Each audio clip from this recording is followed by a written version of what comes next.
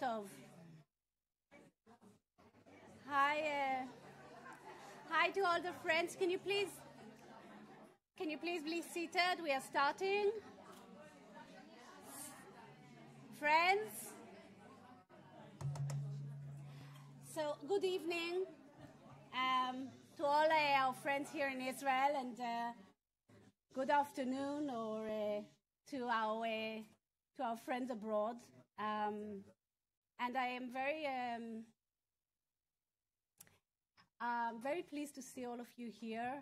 These are difficult times, and it is a good opportunity to meet friends. It's very important for us to meet, and we decided to organize this conference together with the IWF, which I am the president of IWF Israel, and the Institute for National Security Studies. I am a head of the program on law and national security at the INSS, and to have this joint event to talk a little bit about women in the armed conflict, and specifically women in this war that we are engulfed in the Gaza Strip, and not only in the Gaza Strip, against Hamas and our other enemies. And women have been impacted in this war, and in two different roles. Women have been victims, and we will talk about that in the first part of this event. And women have also been heroes and part of the fighting forces, and we will talk about that in the second half of the event. So first of all, thank you again for joining us here, our friends from Israel, and thank you for all those joining us on the webinar. Just one housekeeping point: if there is an alarm, so please, we have a shelter 2 floors underneath, so go down to the basement. I don't want to talk too much, take too much time, because we really have a lot to talk about. We will have the webinar in the first hour with our guests from abroad, and then we will have in the end half an hour for internal discussion and questions to all the panelists. That will be in Hebrew. So I want to invite for the first panel my good friend and my deputy, Dr. Advocate Tzipi Itzik. She's from Lipa Meir & Co. and my vice president. So Tzipi, please come to the stage. And it's my honor to invite another friend and colleague, Dr. Kochav El-Kayam Levi from the Reichman University. She heads the Israel Civil Commission on October 7th crimes by Hamas against women and children. So please, the floor is yours. Thank you, Pnina. Honored guests, with great pleasure that I welcome you to this enlightening panel discussion. And it's my pleasure to introduce our esteemed speaker who is joining me for this first panel discussion at today's conference, Dr. Kochav El-Kayam Levi. I would tell a little bit about Kochav, my friend. Established and chair the Dvora Institute for Gender and Sustainability Studies. She is also the chair of the Civil Commission on October 7th crimes by Hamas against women and children. She is the principal author of the National Report on Gender Mainstreaming in Times of Emergencies, which was adopted by the Israeli government in June 2022. She was selected as one of the most promising young leaders under 40 in Israel by the Marker magazine. Dr. El-Kayam Levi is a Sophie Davis Fellow on Gender Conflict Resolution and Peace at the Leonard Davis Institute for International Relations at the Hebrew University of Jerusalem.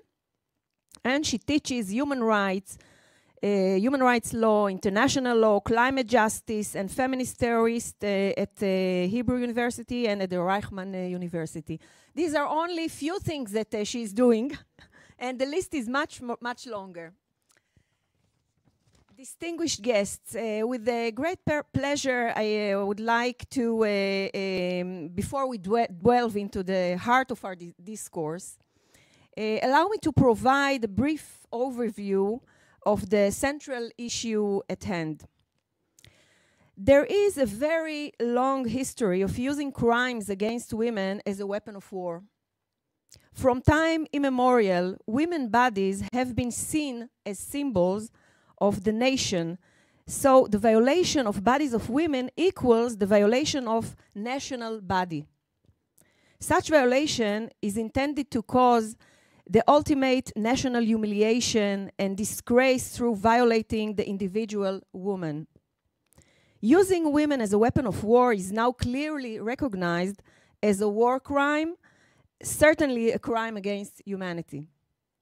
One of the earliest and most haunting images of Hamas October 7 attack on Israel was of a young Israeli woman, bruised and bloody, dragged by her captors from a jeep and paraded to cheers and frenzied calls of God is great, Allahu Akbar, as blood flows between her legs.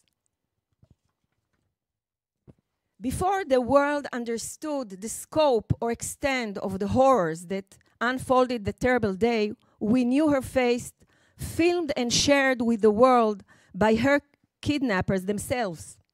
Her name is Naama Levy, and she is 19 years old. 123 days after her abduction, Naama remains in captivity in Gaza, along with the other Israeli hostages captured by Hamas on October 7. The targeted attack of women and children, including mass torture and rape, was a major goal of that attack.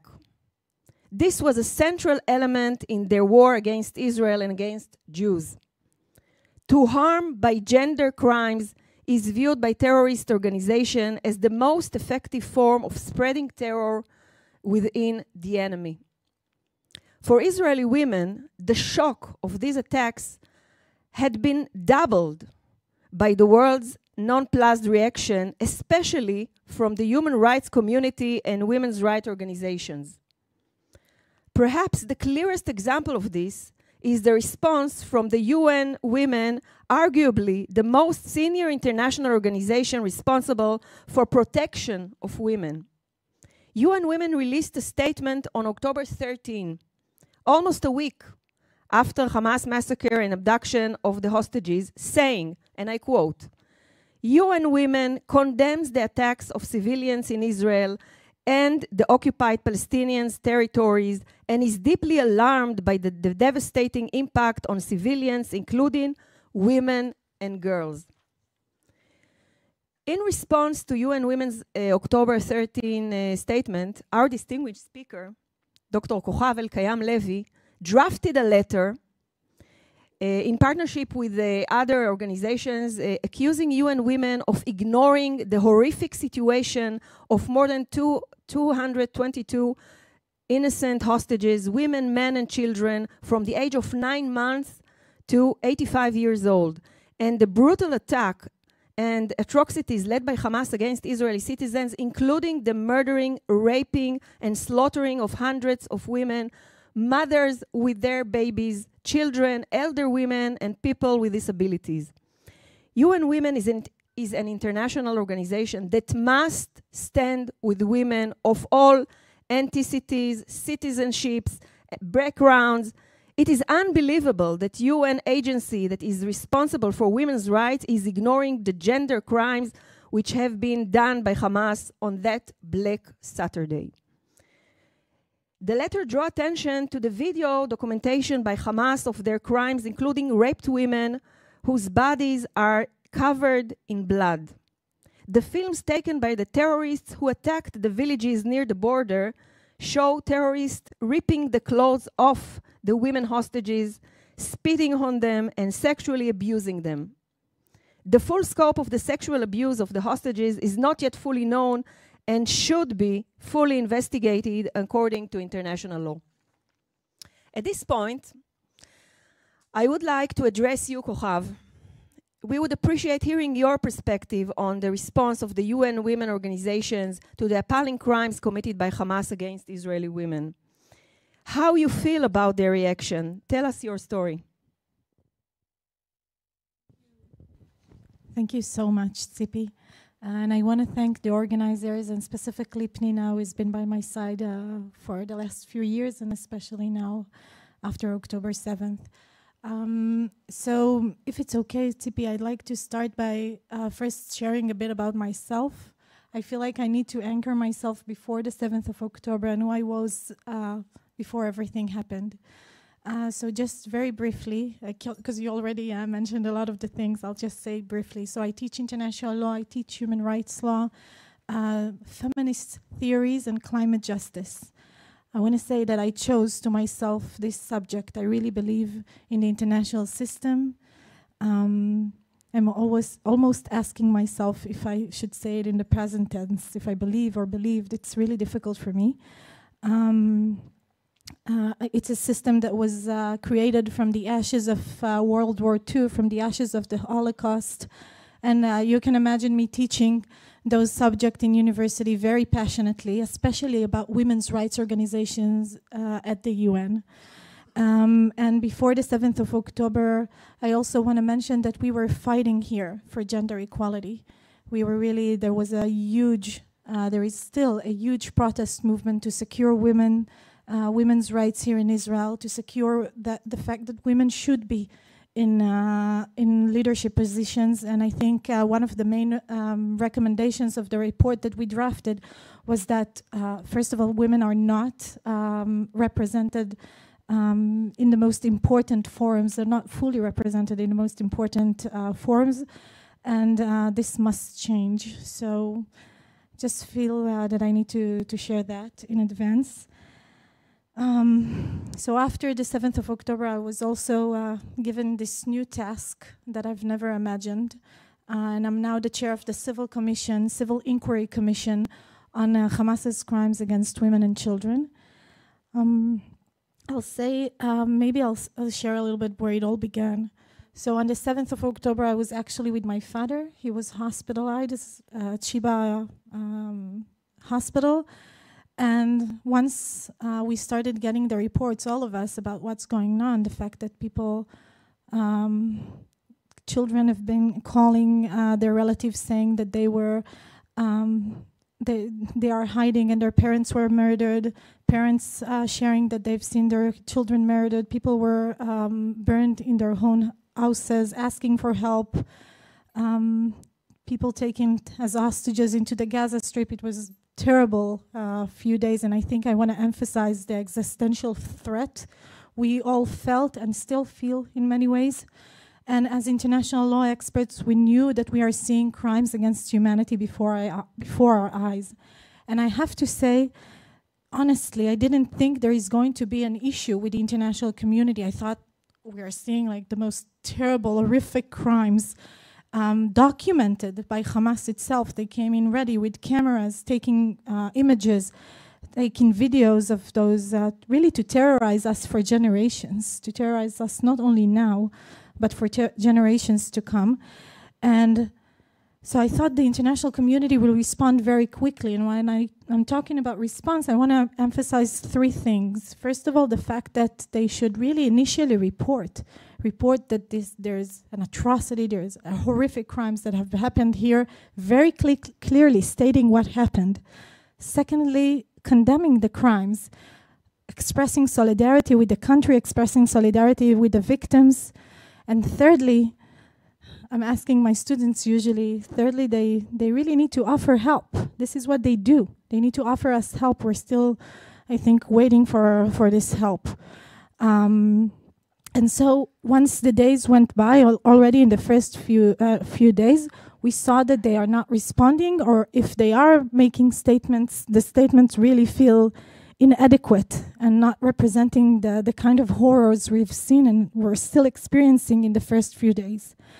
And so, very naively, I think, I thought that once we, as international experts, will, I'm looking at Nina because we did it together, on the second week we thought, maybe they don't understand. Maybe we can just give them the most credible information that we had as experts, as international law experts, as human rights experts, civil society organizations. We got together, and on the second week of the war, we gave them the most credible information that we had. I thought, again, naively, that once they'll get the information from us, they'll probably understand, of course, I can say now that they knew much more than us.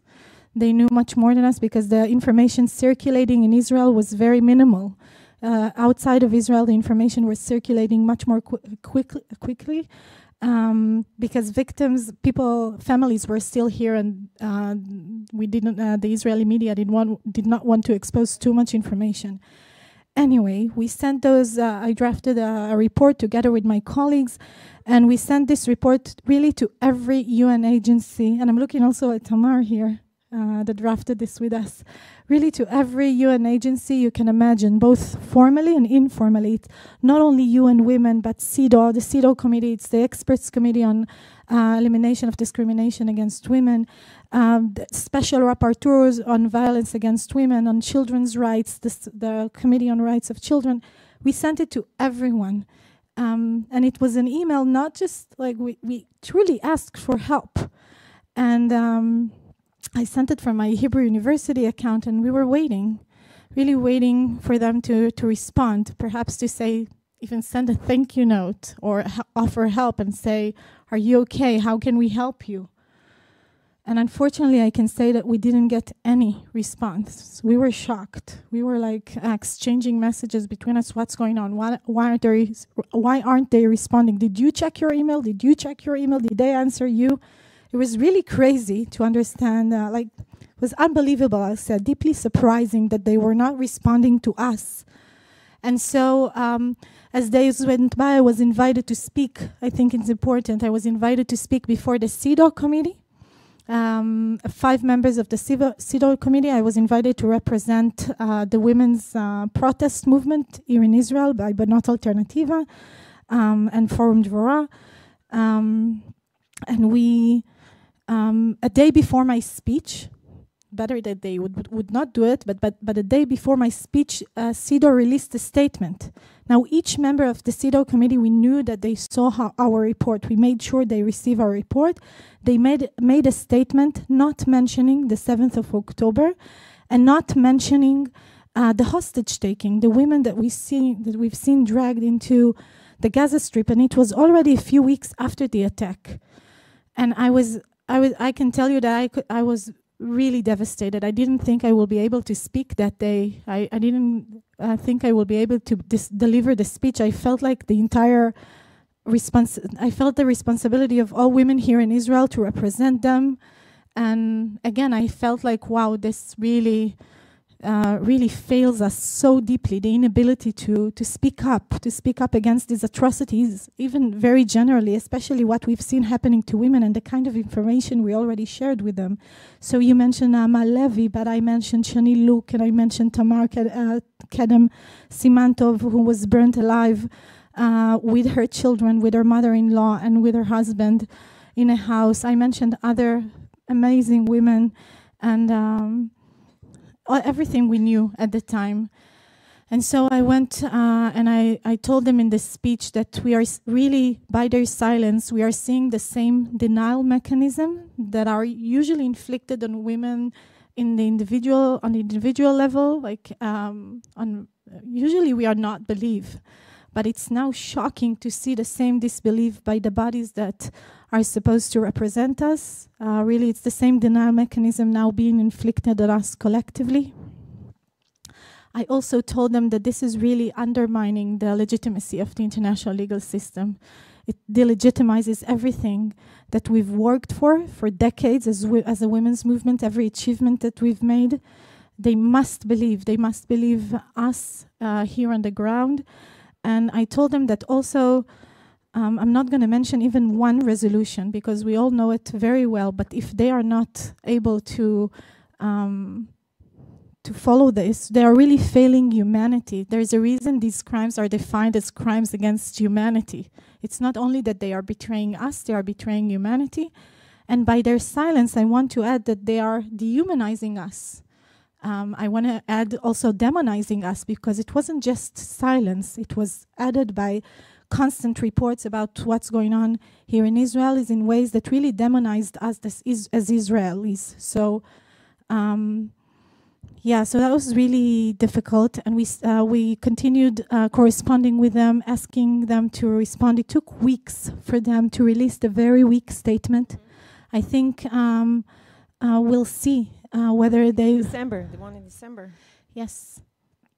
That I want to mention that they mentioned only the sexual-based crimes, but we've seen our commission is documenting all crimes committed against women and children, and also sexual abuse committed against men. Yeah. So But I think that you mentioned the denial effect. So recently I've heard from Pnina that, and also from you, that now you have a collaboration on a large-scale initiative aimed to gathering and documenting evidence of gender-based crimes committed by Hamas. Could you share with us the difficulties you experience in this process and elaborate on the purpose and the significance of this effort from your perspective? Of course. Thank you so much for asking this. So actually, once I realized, and we all realized that they are not responding, we did this weekly meeting, and I told everyone, listen, I think we should really stop trying to get them to believe. We should stop. Really, our greatest mission we have a historical mission to document everything.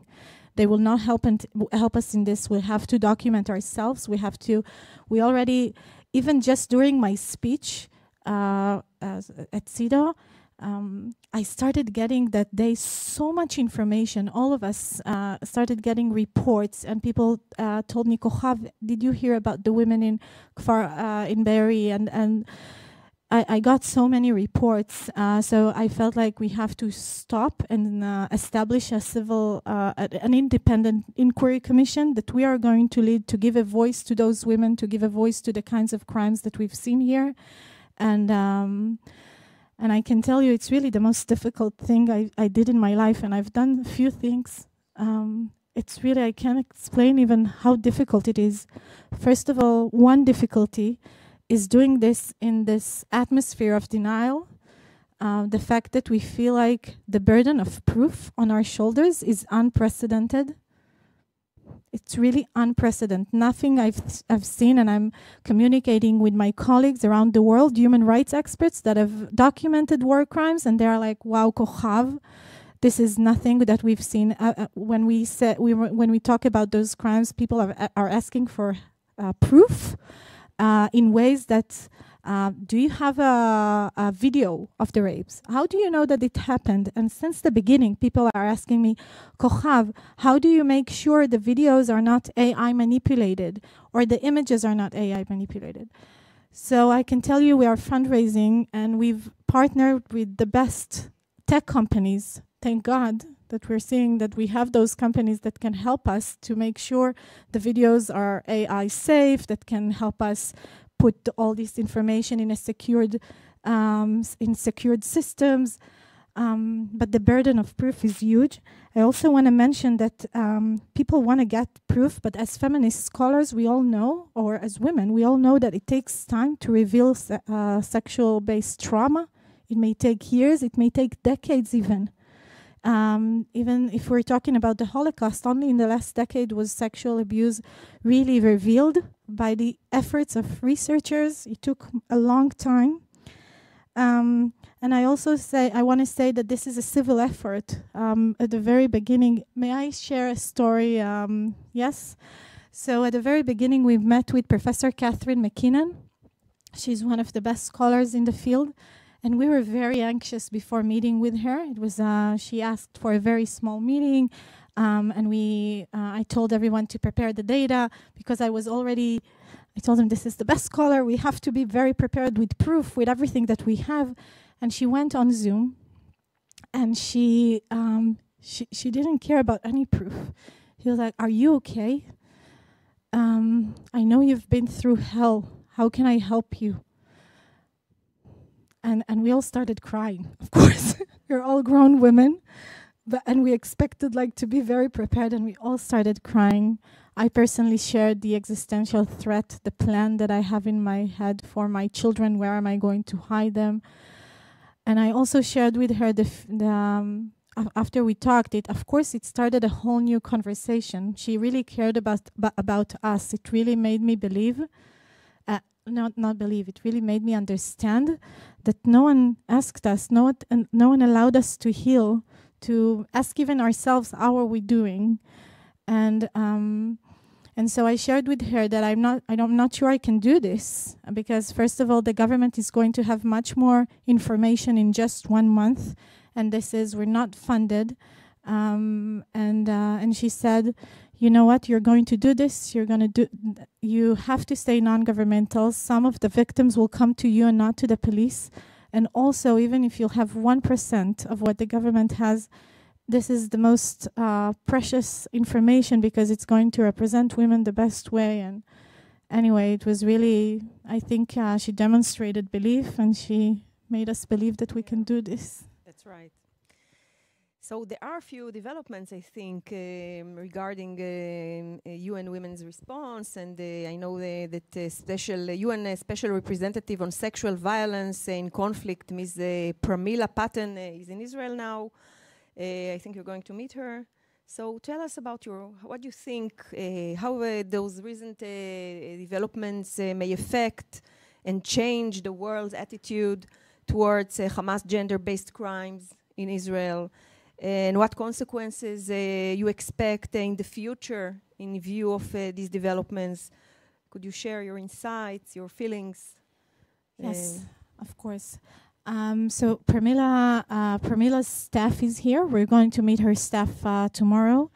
And I think it's very important. I think the statements that have been made are important statements. It was a relief to see those statements, at least some acknowledgement. It's not enough. It's truly not enough. We, as legal scholars, we know that these processes take years. The investigation just begun, and we need to see them being able to really investigate it properly. I'm worried that some of the investigation was vested in the COI, the Commission of Inquiry of the Human Rights Council. I'm worried because this is the most biased investigation team in the UN, and I want to say that I think the most important thing is that we'll see an independent inquiry commission which is unbiased and has the special expertise in investigating war crimes against women. So I think this is important. This is what I'm hoping to see in the future, which has not happened yet. So Pramila's mandate is just about the sexual abuse crimes, and I'm hoping that she'll be able to reveal those crimes. It will take time. It will take time, as I said. How long it's going to take this investigation? Do you know? I'm not sure. I'm not sure. It depends how much information they'll be able to get. For us, we are going to go on testimonies to collect much more testimonies of what happened in the next year. Also, I'm just generally, as an observation about international criminal law and how this is going to play, I'm just sharing the personal fear that the international criminal system terrorists do not care about the international criminal system. I'm just thinking about maybe we need to redefine accountability, redefine the ways we are putting those people to trial, or thinking about the ways that can really deter them. So this is the mission of us, of women, strong women. Exactly. And the IWF, I think, is going to be a part of this discourse. We want to initiate this discourse within our colleagues, our members, and I hope they're going to join us to a kind of a discourse which is very important. So I think we're running out of time. Maybe I'll just say as a final sentence that I feel like we share the same belief that women must be in a leadership position in the next chapter of Israel, in order to see a different future for all of us here. So thank you. Thank you. So thank you very much, Kochav. It was very interesting. You are my hero. Thank you. So I give the floor to Pnina and Anat. Our next panel is going to talk about women in combat. So Pnina, the floor is yours.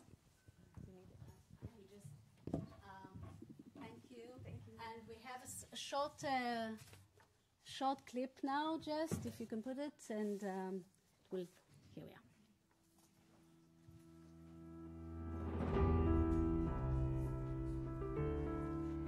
אנחנו כל הזמן סביב המשימה וממוקדים בניצחון. הצלחנו לחסל 2. תפסתי את הרימון, זרקתי אותו לגרם המדרגות, לכיוון שממנו הם זרקו אלינו, והוא התפוצץ שם עליהם. על הספינה הזאת, הדבורה, מפקדת סרן שחר. מאז שבת בבוקר, היא והצוות שלה נלחמים מול חופי עזה וישראל. מתחיל להבין קצת תמונה על מה קורה במדינה. רות, שם את זה בצד ויציאה לים. שריונריות לוחמות שנמצאות בגבול ישראל-מצרים, אבל דוהרות על זחלים עם שוב, אלה שאמרו, הם לא מתאימות, הם לא זה. ונלחמות שם במחבלים והורגות הרבה מאוד מהם.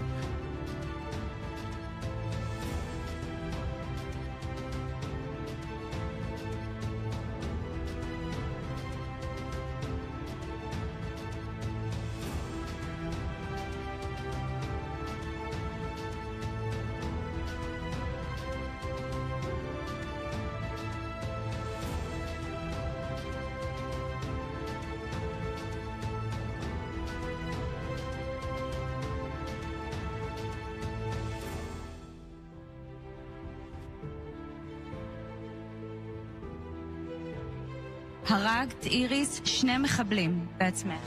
כן, נכון. לא רק אני, גדוד שלם של לוחמים ולוחמות שהיו ביחד איתי.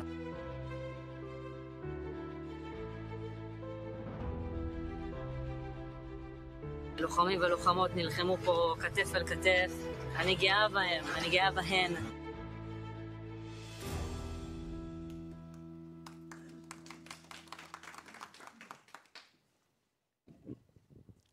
So thank you very much and welcome to our second panel, which will focus on women in active combat. With me here is Colonel Reserve Pnina Shovit Baruch. Pnina is a senior researcher here at the INSS and heads the program on law and national security. She was formerly, among many other impressive achievements, head of the International Law Department at the Military Advocate General Unit, is one of the founding mothers of Forum Dvora, which produced this movie that we've just seen, who deals with women in foreign policy and national security, and is the president of the managing board of the Israeli section of the International Women Forum, and a general force to be reckoned, as I've learned to know in the few months that we've been working together. We hope to discuss my name is Anat Shapira, and I'm a researcher here at the INSS. Maybe someday, hopefully. I have a good role model. And so I think probably the best way to start is to talk a little bit about the history of women in military service in Israel and in active combat in particular.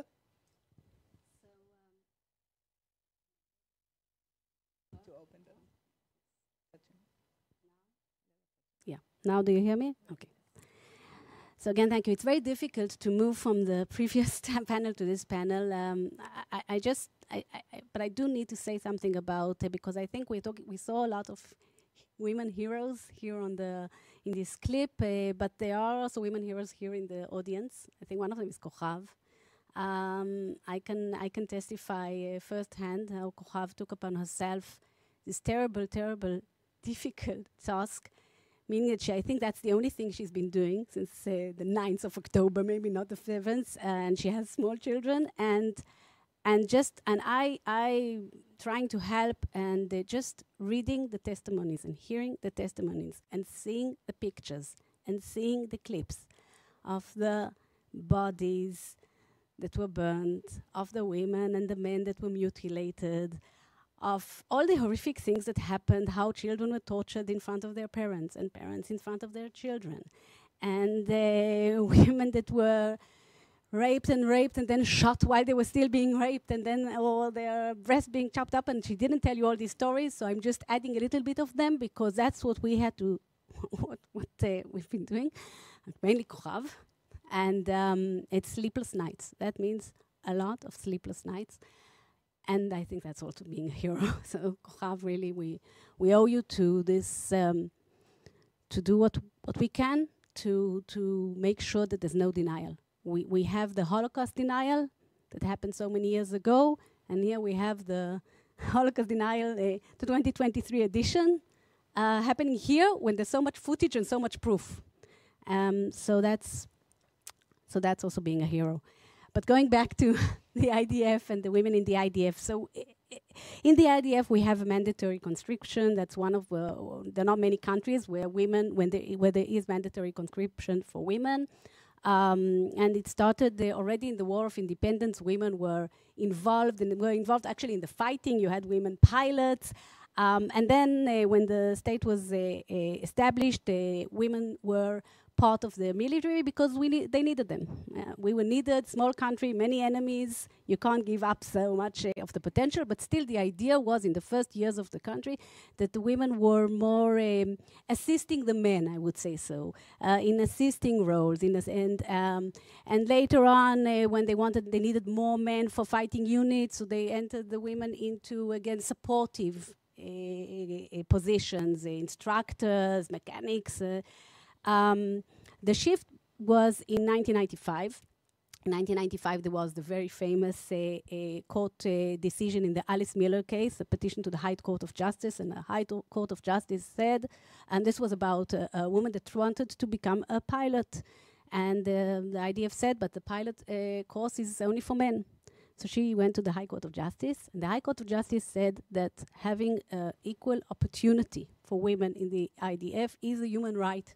Even though the military gave all kinds of explanations, it will cost too much money, it will make it complicated. They said, no, these are considerations. You cannot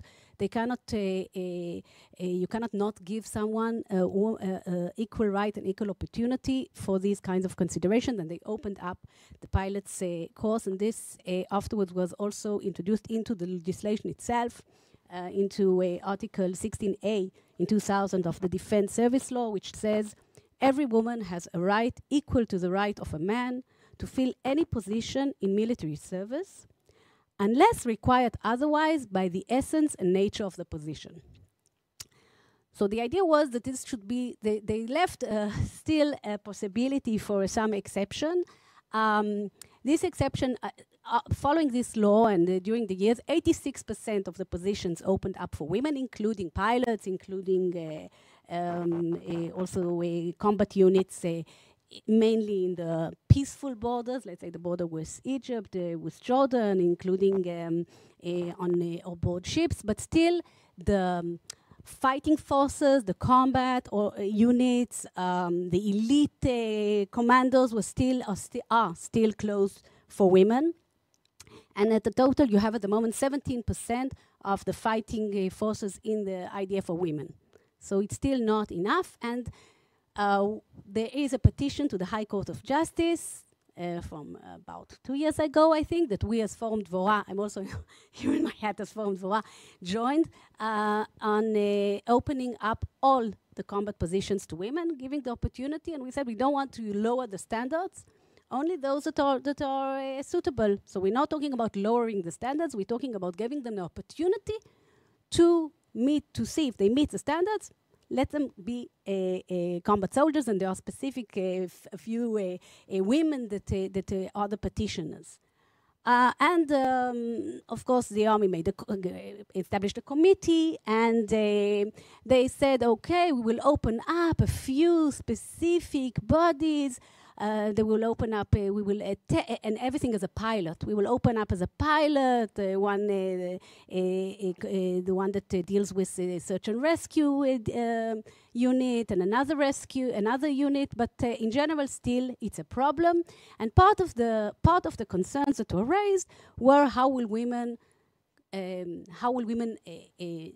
cope with combat situations. So, for example, with the tanks, you have already women in tanks, in units in armory, but only, again, on peaceful borders. But the idea is it's a problem to put women in direct combat in enemy territory. So this was where we stood before the 7th of October. And that leads me nicely to the next question. So I think, as we could see in the movie, what we realized after October 7th is that women have functioned in the battlefield. Even, as you mentioned, the women that were on the peaceful border of Egypt were called upon and actually were able to do heroic actions in the aftermath of the day and save many lives and perform amazingly to the point of admiration, I think we could all see.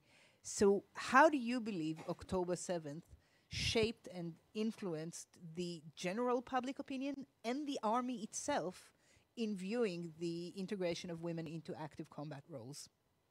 So we have here in the Institute, we have polls, public opinion polls, and the public opinion poll that was conducted after the 7th of October, I think it's in November, and here we have the results.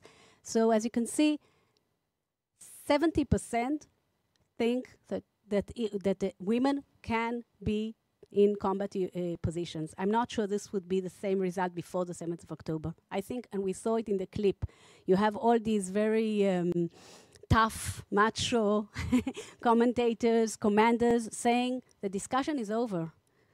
Women prove themselves. You don't need any more pilots. Okay, we had the pilot in real time, real life pilot.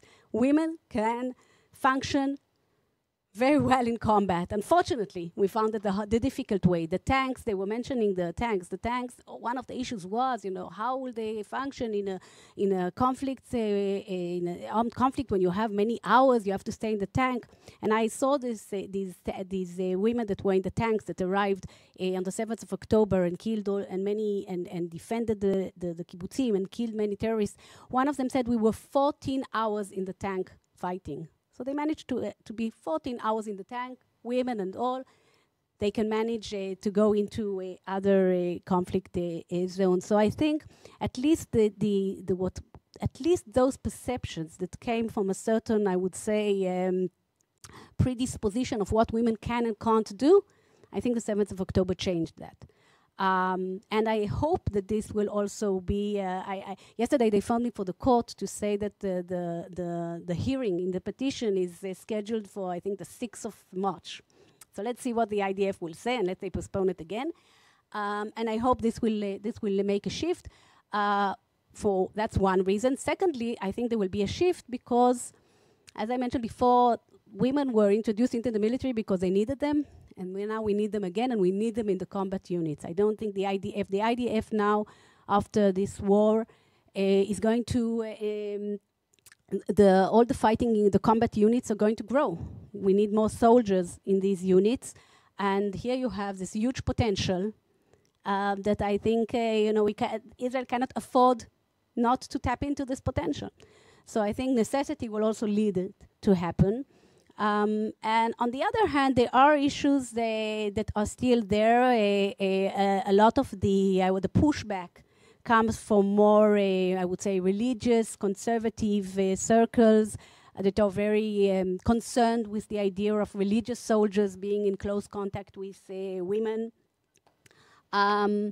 Now there is a law, there is an order in the military order that deals with how to deal with men and women together and in an appropriate way. So there is an answer already in the system, but still you have all kinds of concerns by these kinds of elements. I would say it's more the concern of the rabbis than of the soldiers themselves. The soldiers themselves know how to cope. But it's their leaders that are afraid that they will be corrupt or something. So here I think the idea is that you cannot, because of sensitivities, religious sensitivities that have, again, you have to give them a response. But there is a response. The response cannot be to push away the women. I understand. You've mentioned one reason why people oppose the service of women in active combat. Unfortunately, October 7th also highlighted another reason often cited in Israel, and that is what happens to women in captivity. There is a growing fear amongst Israelis that the terrible stories we hear about what women are going through when being held captive by Hamas will also result in a pushback against sending women to the battlefield.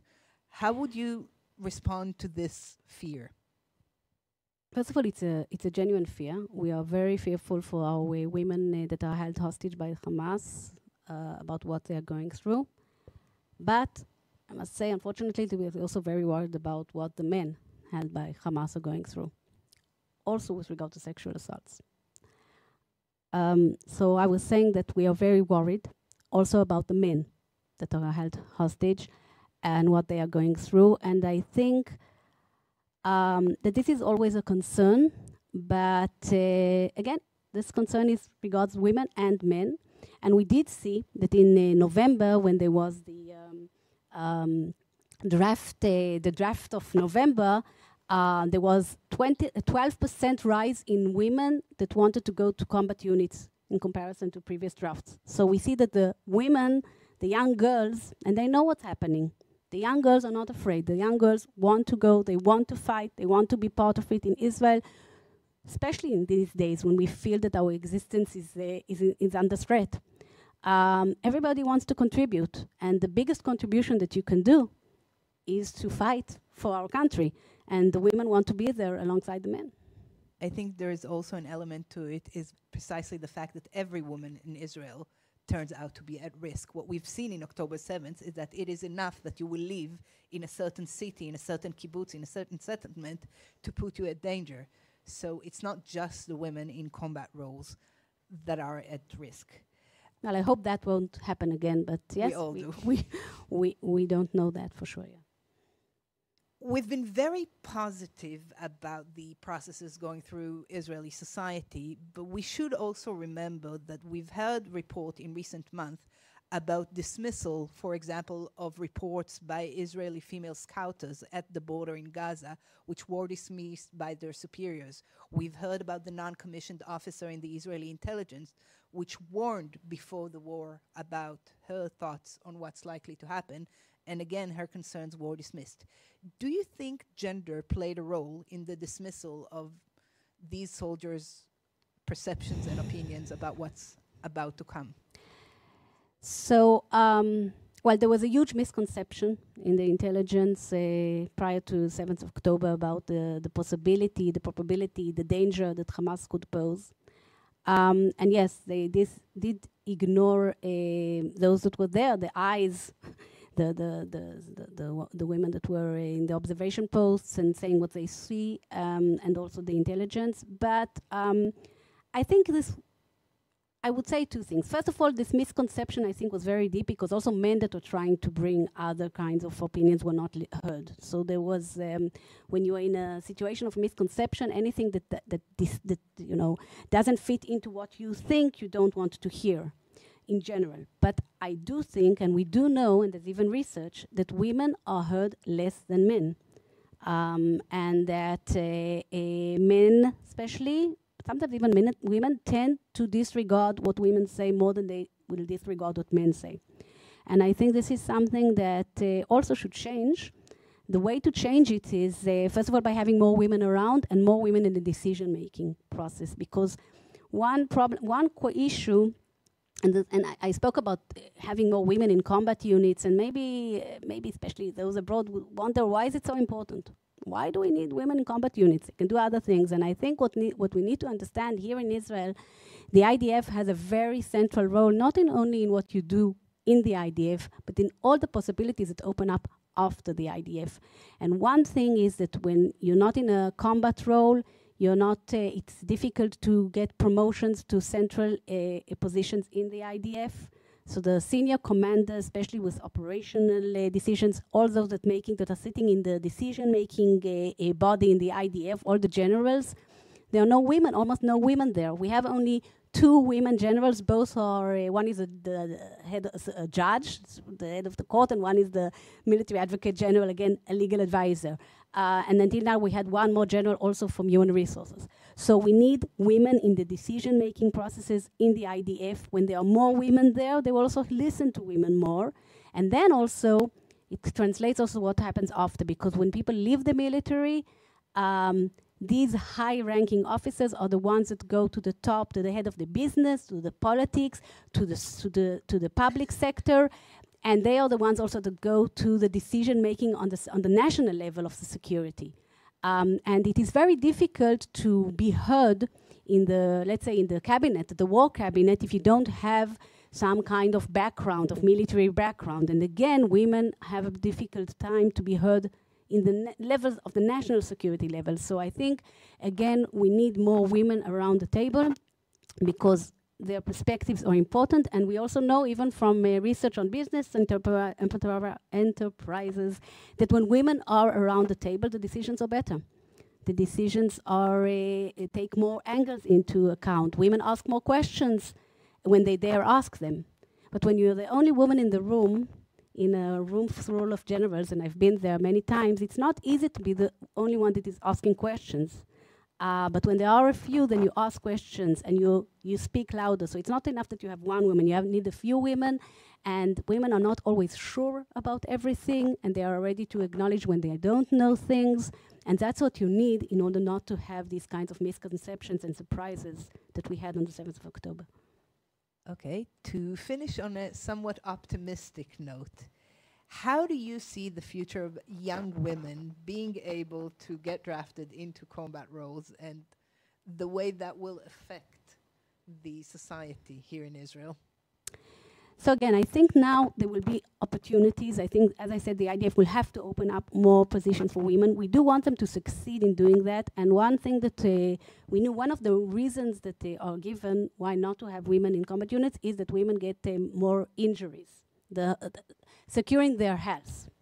And here there was a lot of work done in NATO, and I read all these reports because I presented them before the committee of the IDF.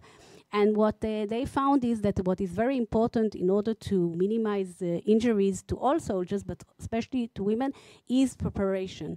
You need to start preparing your fitness already 2 years before being drafted. And we informed Vora, one of the ideas we want to do is to have these projects of women preparing themselves physically, mentally, understanding what they need to do. Then you need equipment that is suitable for women, the right kind of equipment, because that's part of the injuries if they're wearing equipment that is devised for the men's bodies. But other militaries have opened all the positions for women, so there is such equipment. And the right nutrition. If we do all that, so we don't need to have any more injuries for women in comparison to men. And if we girls know that they have the possibility to get there, that this is something that they will think about already when they are younger and prepare themselves, I think we'll have more women there. And I'm sure they will do a very good job, and hopefully this war will end soon. We're not sure that that will be the situation, but I think it made it very clear to us that we have to have a very strong military to defend ourselves, because we have enemies that wish to destroy the state of Israel, and we have to be very strong against these threats. Thank you very, very much. Thank you. So let me thank. I will move here. Camera